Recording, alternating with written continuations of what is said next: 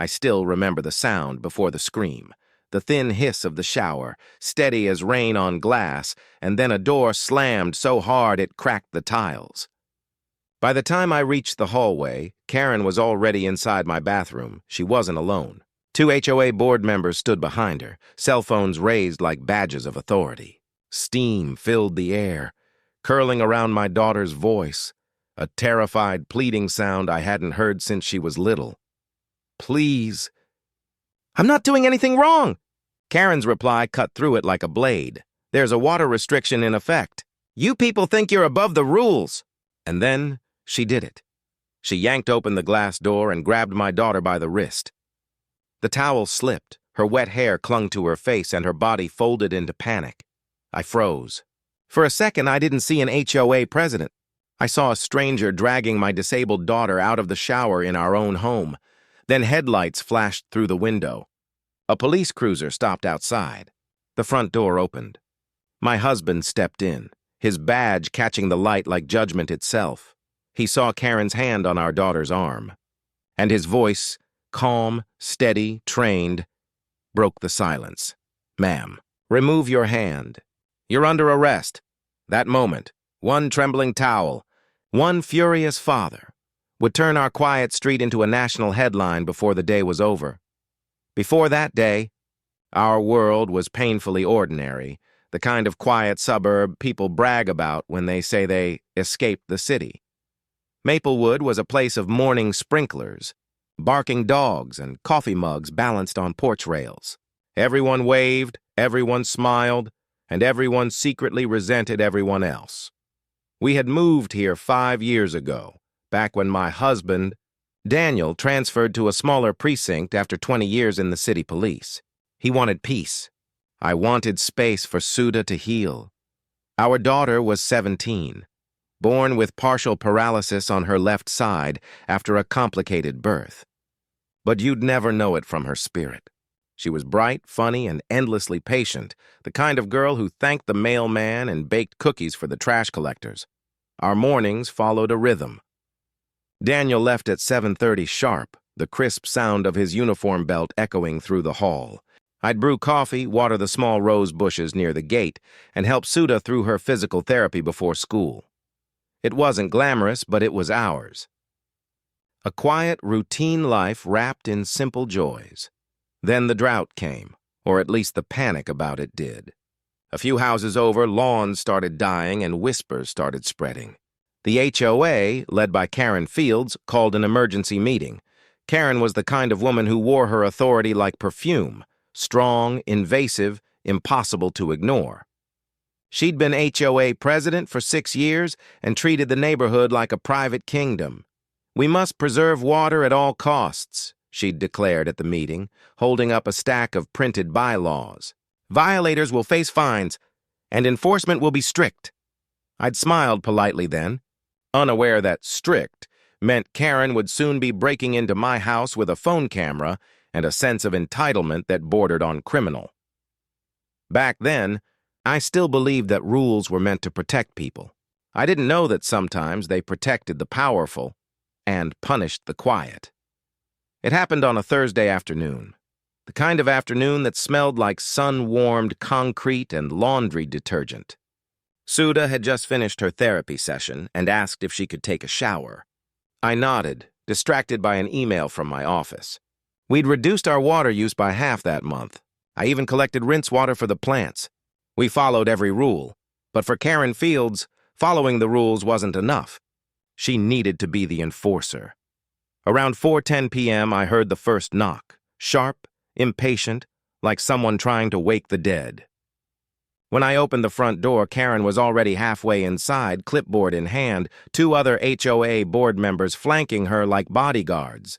"Mrs. Rajan," she said, her voice clipped. "We've received reports of running water at your residence during restricted hours." I frowned. "Reports? You mean my daughter's shower? She's disabled, Karen. It's medical." "We'll need to verify that," she interrupted, brushing past me like she owned the house. I stood frozen, my protest caught between disbelief and rage. The board members stayed close behind her, their phones raised, recording. Karen's heels clicked down the hallway, her perfume slicing through the air like citrus and arrogance. Then the door to the bathroom rattled. "Karen, stop! She's inside!" I shouted, but she didn't. She twisted the handle, slammed it open, and stepped into the steam-filled room like a prosecutor entering evidence. Sudha screamed, a sound that pierced straight through my spine. She was clutching a towel, her hair dripping, her braces visible beneath trembling hands. "Turn that off," Karen barked. "You're wasting city resources. Get out!" I yelled, shoving forward, but one of the men blocked me with an arm. Then Karen did it, the act that would shatter everything.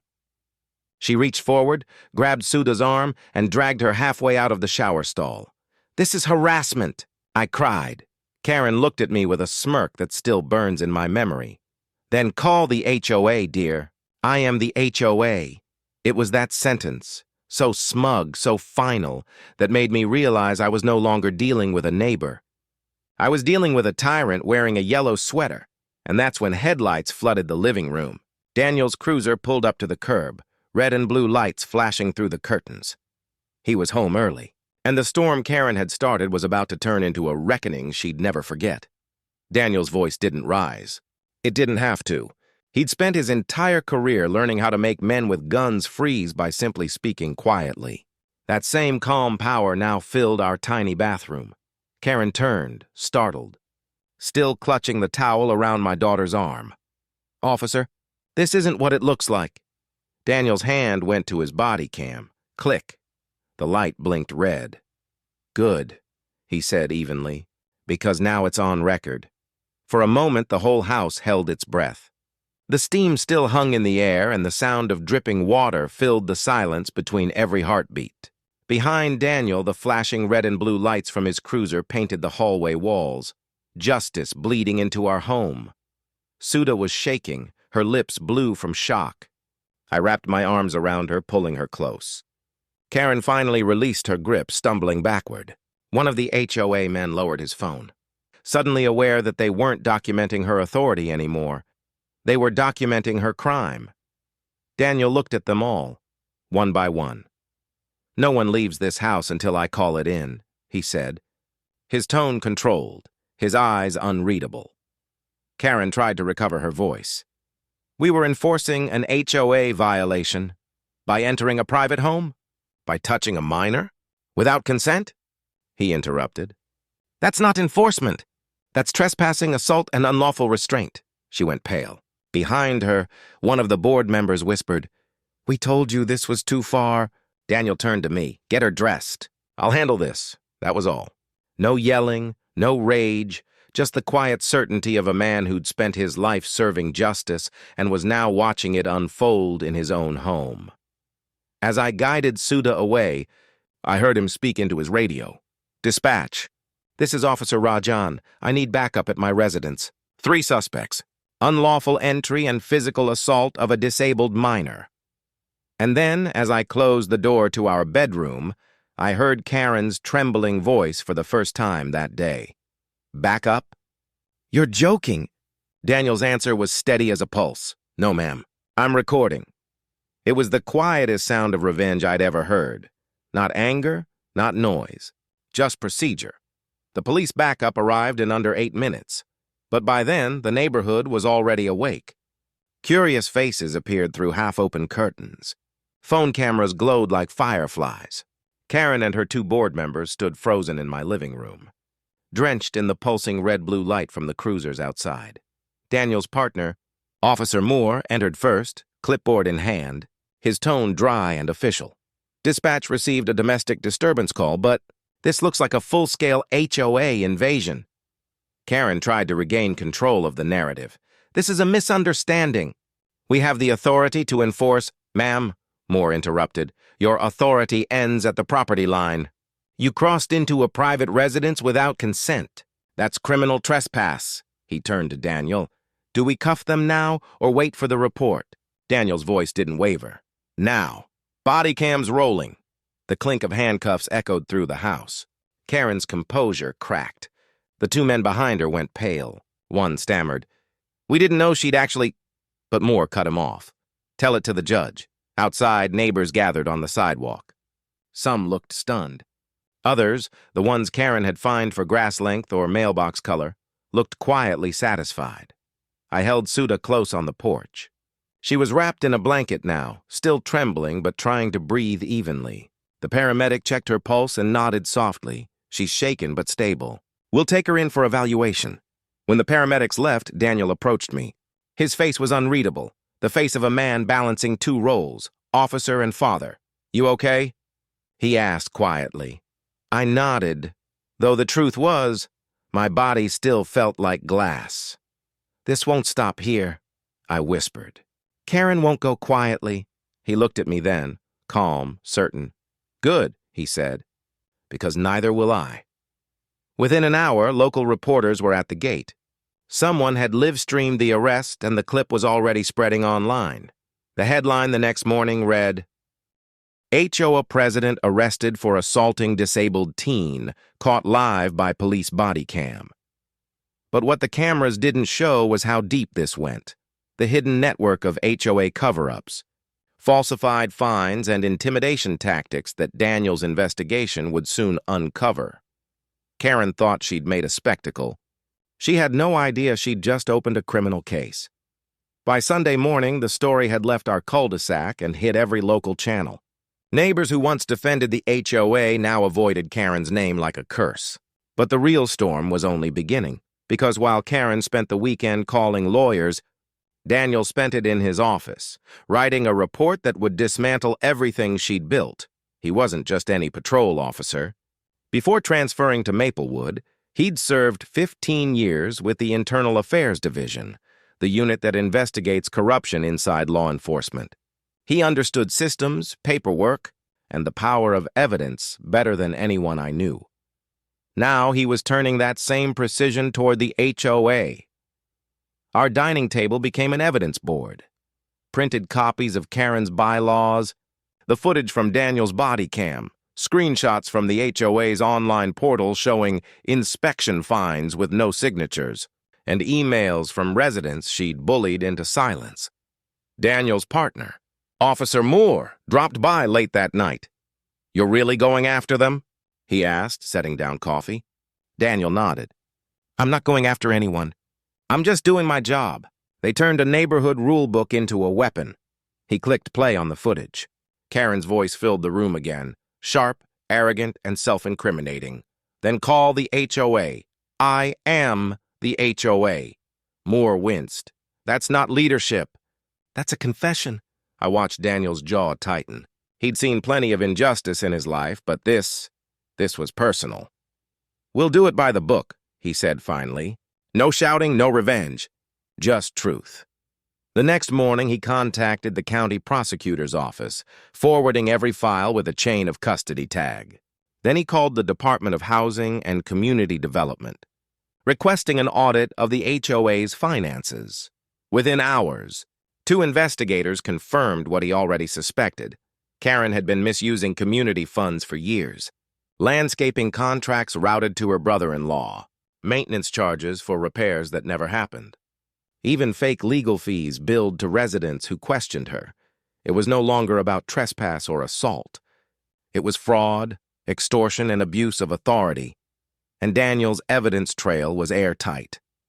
That evening, as the sun fell behind the maple trees, I watched him upload the final file to the state portal.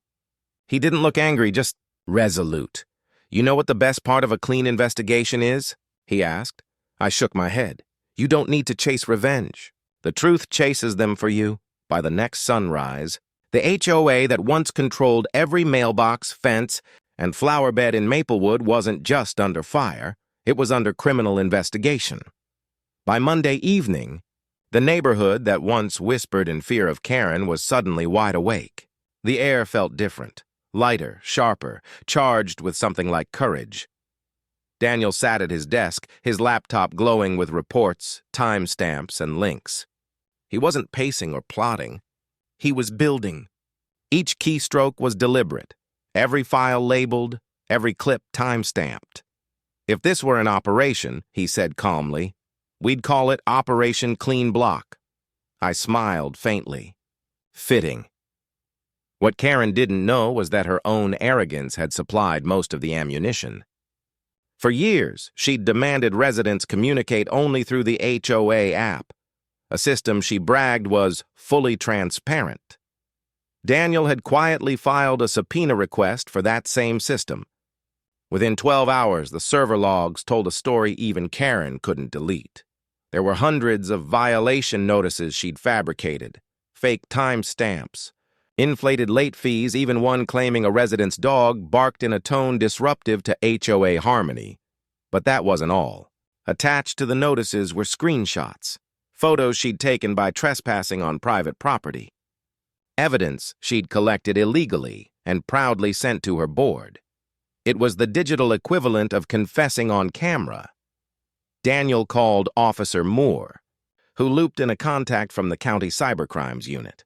Together, they built a timeline of Karen's actions: illegal entry, recorded on body cam, unauthorized surveillance, fraudulent financial activity, tampering with HOA records. Moore stared at the chart. "That's not an HOA president," he muttered. "That's a RICO case with a garden hose." Daniel leaned back, rubbing his temples. "We'll let the process speak. No drama, no emotion, just exposure." Meanwhile, I focused on Suda. She'd been quiet since the incident, her laughter softer, her eyes distant. One night she asked, "Why do people like her get away with things, Mom?" I paused. "Because good people stay quiet too long," I said. "But not your father." "Not this time." That week, Daniel contacted the district attorney's office, arranging an in-person presentation of evidence. The DA was skeptical until Daniel handed her a drive labeled Body Cam Footage, HOA Incident. She watched 2 minutes, then turned pale. "You're telling me this woman entered a private home without a warrant and assaulted a disabled minor while live streaming HOA enforcement?" "Yes," Daniel said evenly. "And she's been doing lesser versions of that for years." The DA nodded slowly. "Then let's make it public." The next step was precision. Daniel scheduled a town hall meeting for Friday, officially labeled HOA Financial Transparency Update. Karen agreed to it, eager to spin her side. She didn't know the county investigators and press had been invited too, or that Daniel's body cam footage would play on a projector before the entire neighborhood, under her own HOA banner. When he told me his plan, I just whispered, "That's not revenge. That's poetry." He smiled slightly. "No, that's procedure." And as the day approached, even the wind through our quiet street seemed to hum with anticipation. Like justice tuning its instruments before the symphony began. Friday arrived warm and still, the kind of deceptive calm that settles over a place right before thunder cracks. Karen strutted into the community center wearing her signature bright yellow blouse and a smile meant for cameras. She had no idea that the same smile would appear in the evening news under the headline, "HOA President Exposed in Live Investigation." Rows of neighbors filled the folding chairs. The banner behind her read in bold blue letters, "Transparency and Trust in Maplewood." Daniel stood in the back, silent, his body cam clipped to his shirt. He wasn't here as her accuser. He was here as procedure, cold, lawful, unstoppable. Karen took the podium. "Good evening, everyone. I'm so glad to see such a strong turnout. I know there's been confusion recently, but tonight we'll restore unity." Her voice carried false confidence, but a bead of sweat betrayed her. Then Daniel stepped forward. "Madam President," he said evenly, "before you begin, the county prosecutor's office has requested to share a short presentation." Karen blinked. "Presentation?" The lights dimmed. The projector hummed to life. On the screen appeared a paused frame, steam, light, and Karen's hand gripping my daughter's wrist. A collective gasp swept the room. Daniel pressed play. Karen's own voice filled the hall. "Then call the HOA. I am the HOA." The footage rolled on, her trespassing, shouting, dragging a terrified girl out of the shower. Each second landed like a hammer. The neighbors who'd once defended her now stared in disbelief, the glow of the screen reflected in their eyes. Karen lunged for the podium. "This is edited. This is harassment." Daniel didn't move. Unedited body cam footage. Chain of custody verified by the county. "Would you like to see the timestamp?" She froze, caught between rage and dread. Then came the next slide. Financial ledgers showing her fraudulent charges, her brother-in-law's contracts, the fake invoices. Every signature, every receipt, every lie. Officer Moore read aloud from the audit summary. The HOA president, Karen Fields, and 2 board members are under investigation for fraudulent billing, harassment, and unlawful surveillance. Karen's knees wobbled. "You can't." "We can," Daniel said quietly, stepping beside her. "Because you did." The press cameras flashed. Neighbors murmured, cell phones rising like a digital jury, and for the first time in years, Karen Fields stood silent, trapped in the same light she once used to shame others. She looked at Daniel, voice trembling. "You planned this." "No," he said. "You did." I just pressed record. The applause that followed wasn't loud. It was heavy, like the sound of a door closing on tyranny. And as Karen's own yellow blouse reflected in the projector glow, she finally saw what justice looked like. Quiet, surgical, and absolute. By Monday morning, Maplewood wasn't just a neighborhood anymore, and it was news. Clips from the HOA meeting had gone viral. The footage of Karen grabbing my daughter, her voice shouting, "I am the HOA!" Daniel's calm reply, the cold precision of justice unfolding live. It was everywhere. Talk shows, morning headlines, even a late-night segment titled, "The HOA That Arrested Itself." But behind the cameras, something deeper was happening. The county prosecutor had filed formal charges: trespassing, assault of a disabled minor, wire fraud, and abuse of authority. The same neighbors who once feared Karen now lined up to give sworn statements. Fines they'd paid, threats they'd received, messages she'd sent at midnight. Every memory became evidence. Daniel insisted on transparency. He didn't hide a single thing. He even invited a local journalist to film the court proceedings. No drama, no exaggeration, just truth in sequence. In court, Karen looked nothing like the ruler of Maplewood. Her yellow blouse was gone, replaced by a beige suit that seemed to swallow her whole. The room was packed. Sudha sat beside me, her hand trembling slightly in mine. A small band still wrapped around her wrist from where Karen had grabbed her. When the prosecutor began, there was no opening statement, just the playback of Daniel's body cam. Karen's voice filled the courtroom. "Then call the HOA. I am the HOA." The sound echoed like a verdict. Before the trial even began, her lawyer tried to argue misunderstanding and mental stress, but each defense fell apart as Daniel calmly laid out his chain of evidence: timestamps, bylaws, internal emails, and bank records. When the HOA treasurer was called to testify, he broke down halfway through. "She told us to delete things," he confessed. "Said the board was above city jurisdiction." The judge leaned forward. "Above jurisdiction? In whose mind, Mr. Reynolds?" "Hers," he whispered. For the first time since I'd known her, Karen's hands were shaking. Then the judge asked Daniel to speak. He stood, uniform crisp, voice steady. "Your Honor, I've spent 20 years enforcing the law. I never thought I'd have to enforce it in my own living room. This case isn't about a fine or a rule.